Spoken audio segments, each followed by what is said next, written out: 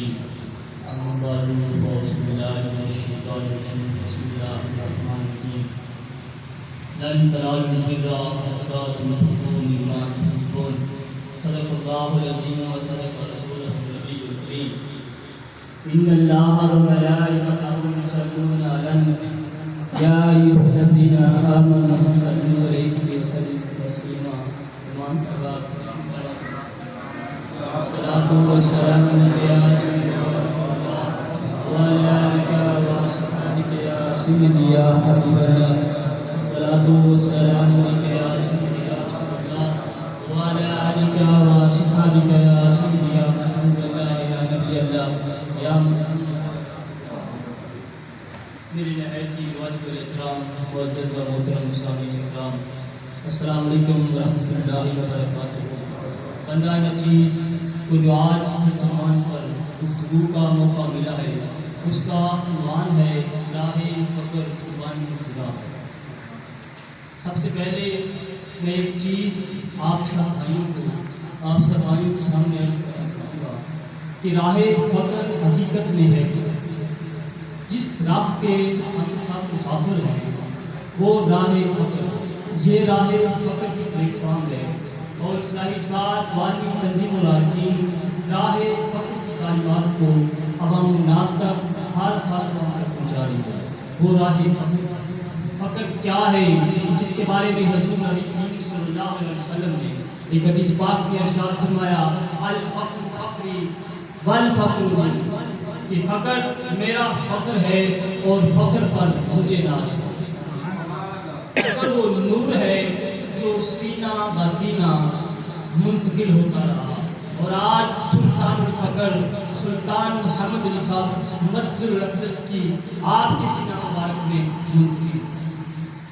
آپ حضرت علامہ اقبال رحمۃ اللہ علیہ فقر کے بارے میں آپ اشعار فرماتے ہیں ایک فقر سکھاتا ہے سیاد کو نخچیری، ایک فقر سے کھلتے ہیں اسرار جہانگیری، ایک فقر سے قوموں میں مسکینی و دلگیری، ایک فقر سے مٹی میں خاصیت یکسری، ایک فقر ہے شبیری، ایک فقر ہے میری میرا سے مسلمانی سرمایہ ہے شبیری۔ حضرت علامہ اقبال رحمۃ اللہ علیہ آپ فقر کی تعریف کرتے ہوئے آپ ارشاد فرماتے ہیں کہ فقر کیا ہے؟ فقر کیا ہے؟ چیز فقر اے بندگان آپ کو گل یک نگاہ رہ دینے یک زندگی، اے دنیا کے غلاموں سنو جانتے ہو کہ فقر کیا ہے؟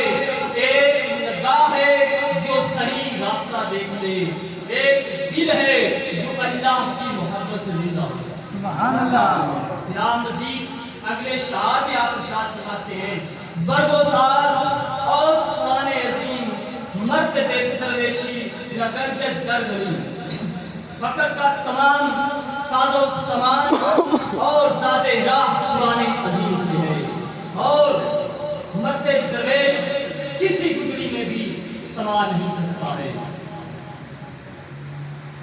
فقر ذوق و شوق و تسلیم و رضا مائن عین متا مصطفیٰ۔ آپ فرماتے ہیں جانتے ہو فقر کیا ہے؟ فقر یہ ذوق و شوق اور تسلیم و رضا کی راہ ہے، یہ حضور نبی کریم صلی اللہ علیہ وسلم کی متا ہے اور ہم اس کے امین ہیں۔ بی پران رازوں کے پروازی دہت پشارا تمکین شہبازی دہت، وہ پرو سے آئی بے عمل لوگوں کو پرواز کا ذوق پیدا کر دیتا ہے۔ فقر کیا ہے؟ وہ پرو سے جو آری لوگ ہیں بے عمل لوگ ہیں ان لوگوں کو پرواز کا ذوق پیدا کر دیتا ہے، وہ مچھر کو شہباز کا سا وقار اور زور عطا کر دیتا ہے۔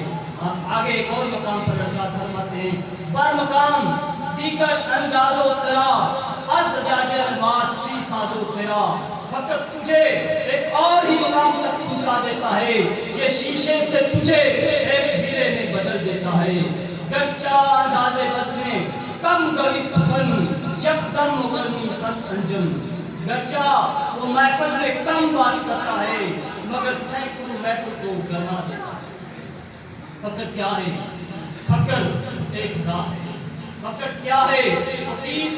فقر ایک نگاہ کا نام ہے، فقر عارفوں کی راہ ہے، فقر عاشقوں کی راہ ہے، فقر قربانی کی راہ ہے، فقر خدا سے ملاقات ہونے والی راہ ہے، فقر خدا سے شروع اور خدا پر ختم ہونے والی راہ ہے، فقر انبیاء اولیاء شہداء اور صالحین کی راہ ہے۔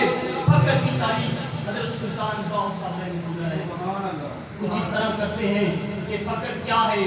فقر ایک نور ہے، فقر ایک نور ہے جس کا نام سلطان الفقر ہے۔ یہ ہر وقت اللہ تعالیٰ کی مدد نظر رہتا ہے اور اللہ تعالیٰ کا منظور نظر رہتا ہے۔ یہ جہاں چاہتا ہے پل بھر میں پہنچ جاتا ہے۔ یہ خدا ہے نہ خدا سے جدا ہے۔ میرے یہاں مکتب ساتھیوں، بھائیوں، دوستوں، جہاں فقر میں اللہ کا قرب ہے، جہاں فقر میں اللہ کی عنایات ہیں، جہاں فقر میں اللہ کا راز ہے، جہاں فقر میں اللہ تک رسائی ہے، وہاں اس راستے میں دشواریاں بھی ہیں، وہاں اسی راستے میں کٹھنائیاں بھی ہیں، وہاں اسی راستے میں مشکلات بھی ہیں، جن کے بارے میں اللہ رب العزت نے قرآن مجید میں بھی ہماری رہنمائی کی۔ قرآن مجید سے میں دو انبیاء کا ذکر کرنا چاہوں گا۔ آپ حضرت ابراہیم خلیل اللہ کی زندگی کو دیکھیں کہ آپ نے ایک روز اپنے بیٹے اسماعیل کا چہرے پہ غصہ دیا تو اللہ رب العزت نے دیکھا کہ اے میرا خلیل ہے، پیار اپنے بیٹے سے کر رہا ہے۔ اللہ رب العزت نے جب آپ سوئے تو خواب میں اشارہ دیا کہ اے خلیل، اپنی سب سے پیاری چیز میری راہ میں قربان کر۔ لن تنالوا البر حتی تنفقوا مما تحبون، اپنی پیاری سے پیاری چیز میری راہ میں قربان کر۔ حضرت ابراہیم خلیل اللہ کے پاس جو کچھ تھا، مال تھا، متاع تھا، اللہ کی راہ میں قربان کیا۔ اس کے باوجود بھی پھر وہی اشارہ ہوا، اے خلیل اللہ، اپنی سب سے پیاری چیز میری راہ میں قربان کر۔ تو آپ نے سوچا اب تو میرے پاس صرف میرا بیٹا بچا ہے، تو کیوں نہ اللہ اسی لیے میرے پاس میرے لیے اشارے کر رہا ہے کہ اپنی پیاری سے پیاری چیز میری راہ میں قربان کر۔ تو آپ نے اپنے بیٹے کو لے کر قربان گاہ جنوبی امان کی طرف چلے گئے کہ اللہ اگر تیرے اور میرے راستے میں آئے یہ میرا بیٹا ہے تو اللہ میں راضی ہوں اس بات پہ کہ میں اپنا بیٹا قربان کرتا ہوں۔ سبحان اللہ۔ اب آپ درویش کو دیکھیں کہ بیٹے کو لایا گیا، چھری ہاتھ میں پکڑائی گئی، آنکھوں پہ پٹی باندھی گئی، بیٹے کو لایا گیا، چھری چلائی گئی۔ یہ اللہ کی رضا تھی، یہ اللہ نے نیچے مبارک دیا، ورنہ ابراہیم نے تو حضرت اسماعیل کی گردن پہ چھری چلا دی تھی۔ یہ اللہ کی آزمائش ہے۔ اللہ اپنے بندوں کو آزماتا ہے کہ میرے بندے کہاں تک مجھ سے پیار کرتے ہیں، کیا میرے اور ان کے درمیان دنیا کی محبت اور کہیں رات کو زیادہ محبت ہے۔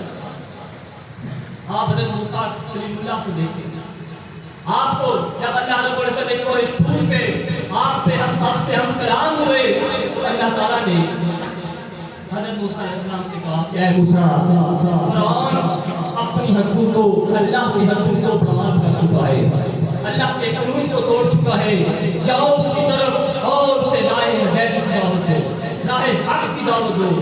تو حضرت موسیٰ علیہ السلام فوراً اسی جگہ سے فرعون کی طرف چلے گئے، جبکہ دوسری طرف آپ کی زوجہ محترمہ ایک بیٹا چل رہی تھی، ایک ریش سے ہو رہی تھی۔ آپ نے یہ نہیں کہا کہ یا اللہ میں پیچھے چلتا ہوں، پچھلے معاملات پر یہ کرتا ہوں، پھر فرعون کی طرف جاؤں گا۔ آپ فوراً اللہ کے حکم پر فرعون کی طرف چلے گئے اور پچھلے معاملات اللہ پر چھوڑ دیے۔ اب آئے قرآن مجید میں اللہ رب العزت نے ہمیں قربانی کے لیے اور قربانی کی دعوت دیتے ہوئے آپ قرآن مجید میں اللہ رب العزت نے ہمیں سورۃ توبہ وقت کی کم کی وجہ سے ترجمہ آپ کے سامنے پیش کرتا ہوں۔ اے حبیب مکرم صلی اللہ علیہ وسلم، آپ فرما دیں